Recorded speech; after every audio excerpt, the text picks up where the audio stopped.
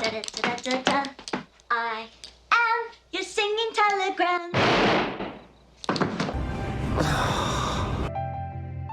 Let's go.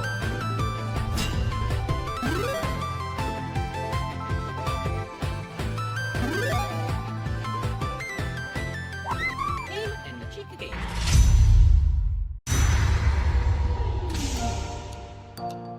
Hello once again, my chickadees. Game & Chick is back once again with the biggest and longest review I've ever done. Before we get started into this behemoth, I'd like to give a big thank you to Square-Enix for providing me with a review copy of Endwalker in order to make this review possible. Thank you so much. And so now with that having been said, let's go!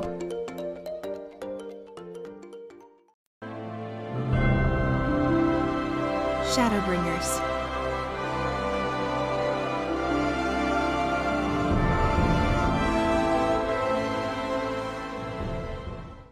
After coming off the rather meh expansion of Stormblood, I was actually still pretty hyped up, mainly due to the teaser trailer that was released for SHADOWBRINGERS. So many questions ran through my head.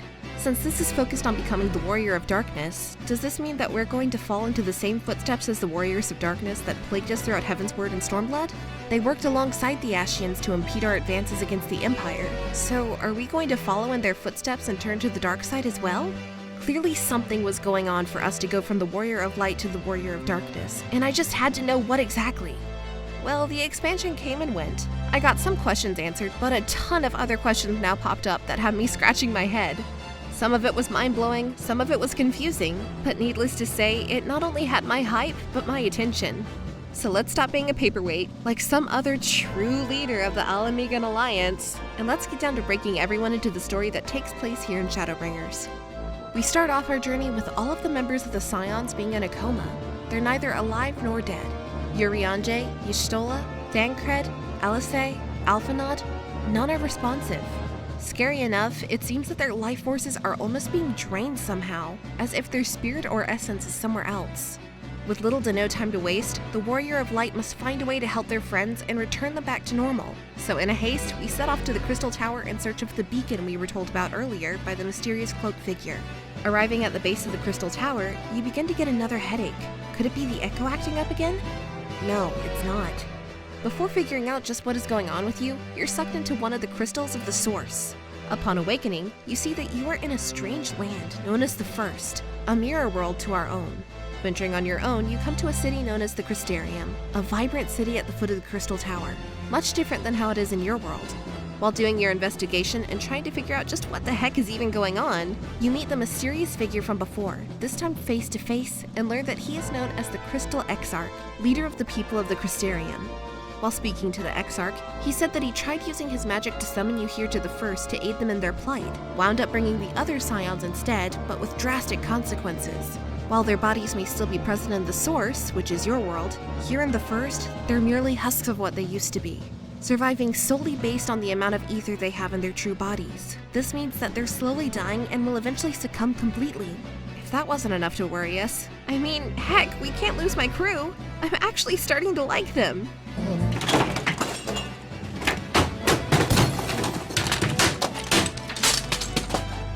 We learned that they have actually been stuck here for years due to the time flowing differently in the First than in the Source, and they have all made new lives as they waited and bated breath for you to save them.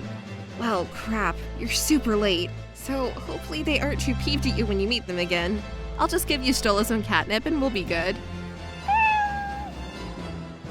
So why have you been summoned here in the first place? What is so urgent that they would risk my friends' lives just to get me here?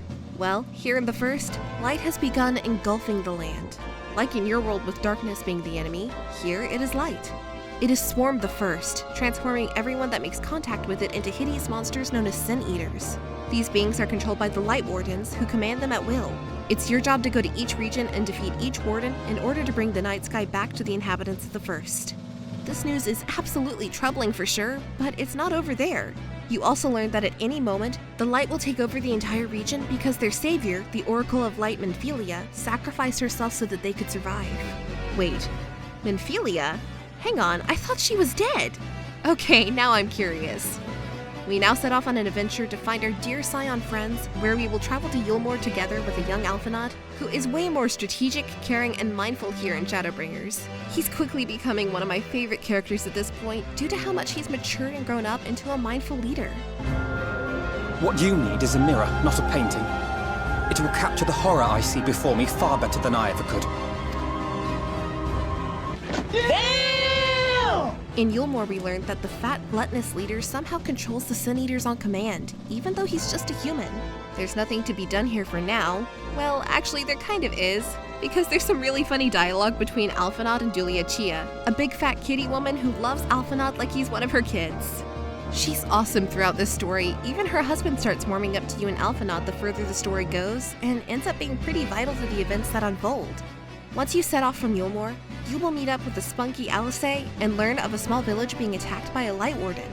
Upon its defeat, bringing back night to the sky and absorbing the light into you, you head back to the Crystarium to get a good night's rest. But rest, that's something you will not get these days. Probably should have drank some NyQuil.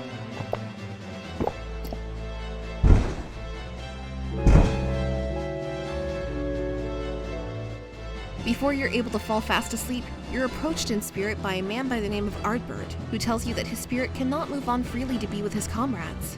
They fell trying to protect the first from the light, but only he was left behind. It mortifies him so. The people of the first now see him and the other warriors as villains, blaming them for the light when they were only trying to save them. He confides in you his pain and torment of having to walk around in this spirit husk, not being able to rest or help others in need, and instead being subjected to just watching them be slaughtered before his very eyes. Run, damn you! God damn it! Please let this work. Please let this work. Why did you spare me? No. Stay Why? Back. Stay back. Help! Help! Anyone! What have I done to deserve this? Knowing that you are trying to help the world, fruitless as it may be, he offers his aid to you should you ever need it going forward. I feel so damn bad for Ardbird. The pain and suffering he has gone through, it's truly heartbreaking. If he seems familiar, that's because he is. He was one of the warriors of darkness we saw earlier in the story who were manipulated by the Ashians and aren't necessarily evil. They were told that we were the ones who ruined their homeland. From this part of the story, you will find a young girl named Reen, who is a reborn Menphelia that is being taken care of by Thancred. Confront General Ranjit, who is trying to capture Reen, venture into the fairylands of Ilmeg to learn about the mischievous fairies, and meet back up with your buddy Urianger, who is delighted to see you. Make a pact with the pixie Feo to become her pet, so she will agree to aid you in your journey, which, by the way, she's hilarious and always bosses you around, but loves you. Now let me make something clear. That mortal is mine. No matter what you do, she will never be yours. Never, never, ever! Hear of Urianger's strange vision of the future, where he can only see an apocalypse of the next umbral calamity, but even more worrisome, it means whatever happens on one shard world, for example should the first be destroyed or the source, each will cease to exist entirely. Now more resolved than ever to save the world, they must save the cheerleader. Hold up, no wait, this isn't Heroes. What I mean is, now they must save the first to save the source. Knowing that you must defeat the Light Wardens, you set off and take down the Light Warden of Ilmeg, Titania, meet the Ashian named Immet, who tells you about him and the Ashians, their plans to overflow light into the First, to bring upon the sacrifice of thousands, so that they may summon back the deity known as Zodiark, the direct counterpart to Hydaelyn. We've known of him for years, even getting hints of him early on, but never concrete info. Immet, however, does not wish to fight you, for he merely wants you to see his way of thinking, and like you could stop him anyways. While learning about the tragic history of the Ashians and their final days, you set off into the forest of Raktika, which has the most addicting song in the history of Final Fantasy. I'm serious. Step foot for 2 minutes in this place, and you're going to be saying Lahi for the rest of your life. It's been nearly 3 years, and I'm still humming that damn song.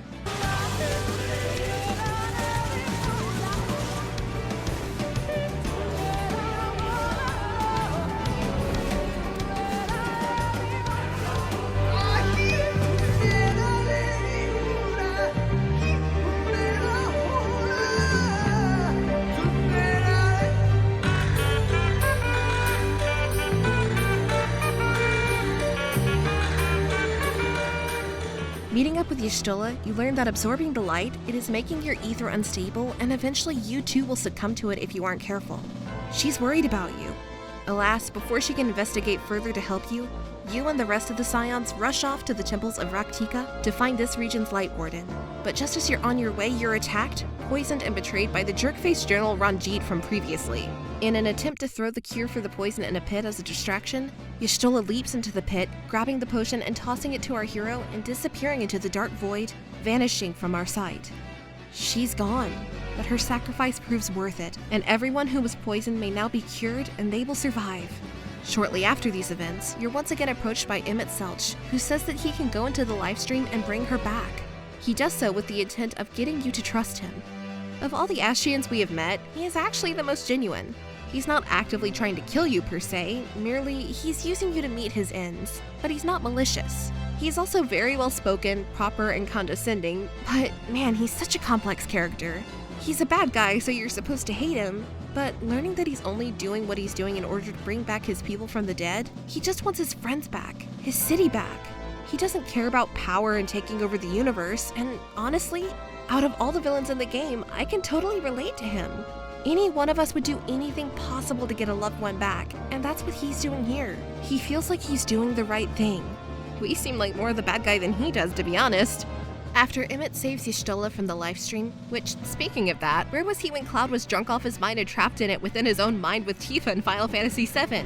But moving on, our heroes then set off to conquer the Light Warden of Raktika, learn the revelation that the gods known as Zodiark and Hydaelyn once fought a battle against each other in Light vs. Dark during the time of the Ashians in the final days, and learn that all this time, since the very beginning of 1.0 till now in Shadowbringers, that Hydaelyn and Zodiark are primals. That's right, primals have the power to manipulate and take over the minds of people. So does this mean that all this time we've been tempered to a primal and not just a god-like deity that lets us have our free will to choose right and wrong? Is she really on our side? Is she the real villain? Was Zodiark the good primal all along? What? Nat? What is going on? What is going on? We learned that Hydaelyn split the shards, also known as worlds, into 13 different shards, creating multiple mirror-like worlds like the first and the source. Zodiark was created to bring a paradise, one world, but Hydaelyn was used to stop that. Emmett's plan is to combine all of these worlds together once again, to bring about Zodiark's paradise, but in the process, kill millions of people. He's okay with this because it will bring his friends and family back. Completely mind-blown by this, our warriors go to fend off a Sin Eater attack at the Crystarium, rejoin the reborn Menphelia Reen with the original version of herself, whip Ranjit's butt once again, fight and defeat the Light Warden of Amarang, almost succumbing to the light, return to Yulmore to learn that their evil leader Volthree is doing some Soylent Green-like crap and feeding pieces of the Sin Eaters to his fellow men and women to transform them into Sin Eater monsters against their will, confront the final Warden of Light, and learn that Volthree was created by Emmett himself in the fusion of man and Sin Eater in order to aid him in his endeavor to flood the First of Light. Presumably using his powers, Volthree, our heroes suspect, creating a giant floating city in the sky. Seeing this, I just thought, okay, I wonder if Knuckles and the Master Emerald is hanging out up there too. Oh no! Mean! Approved! Once more, Emmett tells us that you remind him of himself and the rest of his people when they came together for one common goal, and says that you can still join us and live when the worlds merge. Join him? Okay. I mean, no. Journeying now to the top of the floating island, with the help of the giant Talos, you confront Volthree and defeat the last of the Light Wardens. But the power of the light is too much. The weight is too much to bear, and you start transforming, unable to control yourself. It is here that the Exarch puts his plan in motion, revealing himself to be none other than G'raha Tia from your Crystal Tower adventures many years ago. Saying goodbye to you, you yell out his name to him, remembering him after all these years. With a tear in his eye, he thanks you for being his inspiration and begins to cast his spell to absorb the light within you and warp himself into a void where he will die alone. My god, this scene was rough. Playing for the first time, I teared up pretty good. Between the beautiful music, amazing voice acting, and just the weight of a friend who cares deeply for you, sacrificing his life so that you can live, it's just so damn tragic and sad. But this moment is soon cut short thanks to Emmett Selch busting a cap in his ass. No joke, he literally pulls out a gun and blasts him. What a freaking jerk.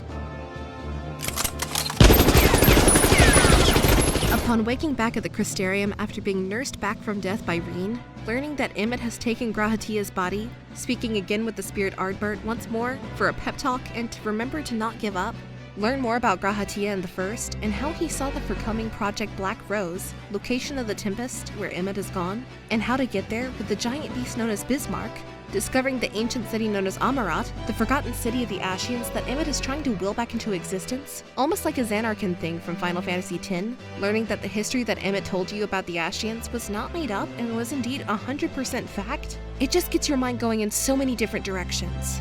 He was right the entire time. He wasn't manipulating us, he was truthful. Now more than ever I thought, holy crap, seriously, I think I'm the true enemy of this expansion and not the other way around. Learning the history behind this by talking to the ghost of the Ashians within the dreamt up Amarat, you have a new perspective and way of thinking about things that you didn't have before. And now you can fully relate to Emmett and his plight and actually want to help him, not destroy him.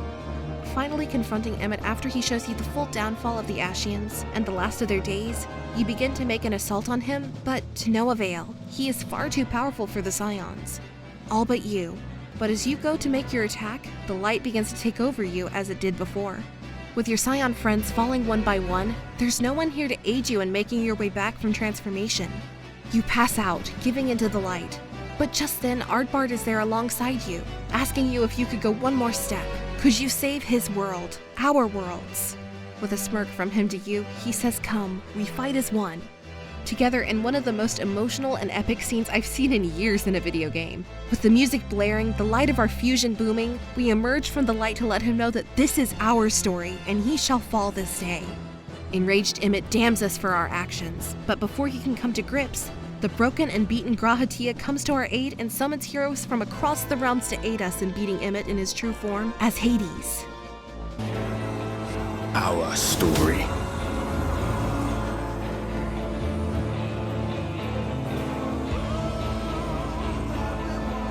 No, it can't be.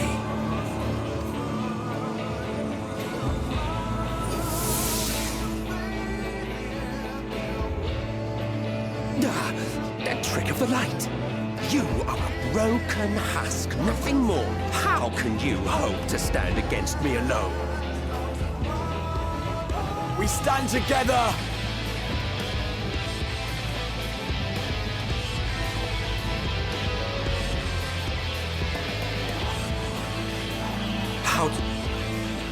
I'm surprised you can stand at all.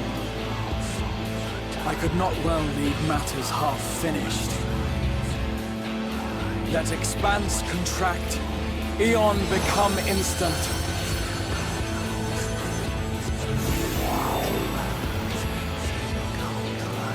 Champions from beyond the rift, heed my call!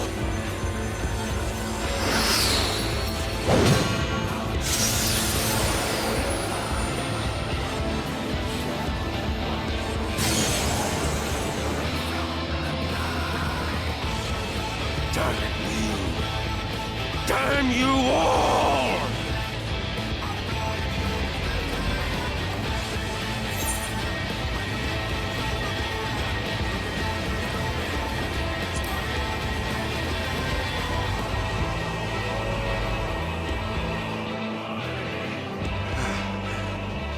Very well. Let us proceed to your final. This is actually really damn cool because the summon that Graha makes is actually the duty finder for your party marker for this trial fight. I love how they mix story with gameplay mechanics here. With the combined strength of you, the Scions, and Grahatia, you defeat Emmett and stand before him atop a pillar as somber music plays. I didn't want to do this to him. I grew to absolutely adore Emmett Selch. As he stands there with a hole in his stomach, knowing this is his end, he's finally at peace with all his decisions and pleads to you one last time. Remember us. Remember that we lived. All of the Ashians, as far as he knows, they're all dead. His people are no more. Finding a new respect for Emmett, you agree to remember not only Emmett, but the good of the Ashians too. He wasn't a villain. He was a misguided soul trying to do what's right, but blinded by the love of his people, tried sacrificing millions. As you watch Emmett disappear and fade into the sky, with elegant and heartbreaking music playing, which I won't lie, made me tear up quite a bit, you are joined by Grahatia and the Scions. G'rahatia doesn't know what to say, except for he's sorry for bringing everyone into this mess, not being able to send them back to the source, and apologizes to us, the Warrior of Light, most of all, because we're his hero, the only person he wishes to be beside always because we give him hope. He feels he's betrayed us.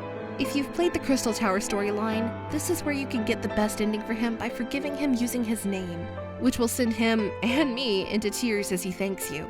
This moment is absolute perfection. Sweet, emotional, heartfelt, and the love of the characters that was built up all expansion long comes to a head. You don't want to part with anyone, ever, and hope you never have to.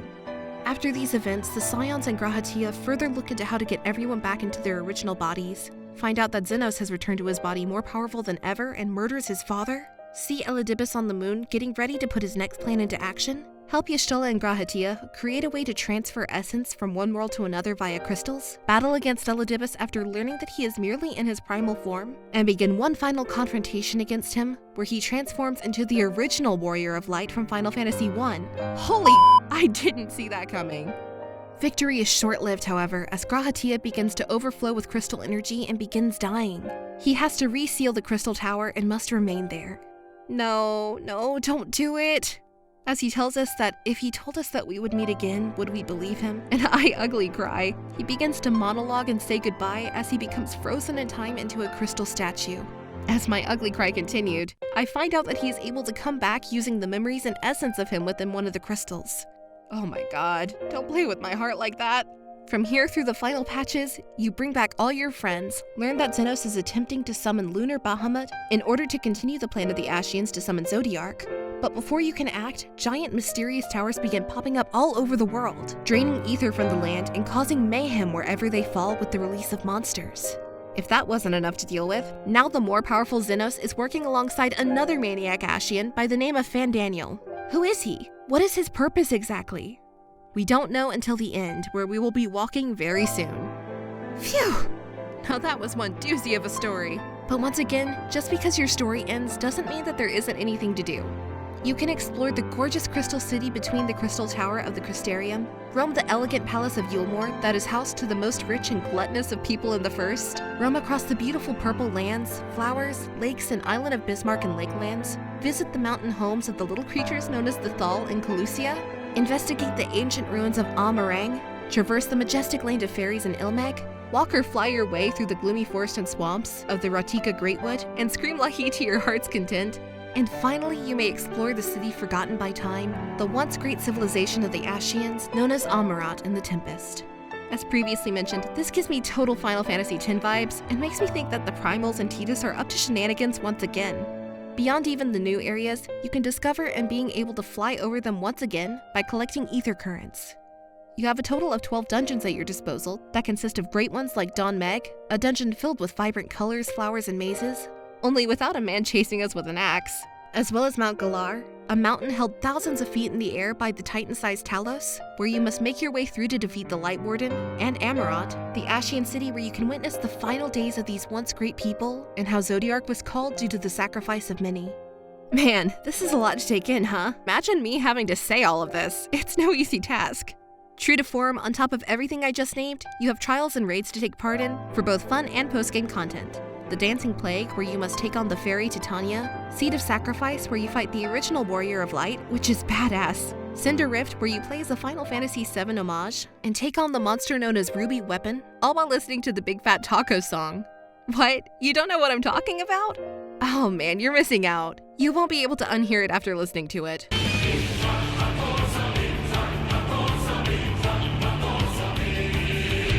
Much like when listening to Yoshi Story's theme song.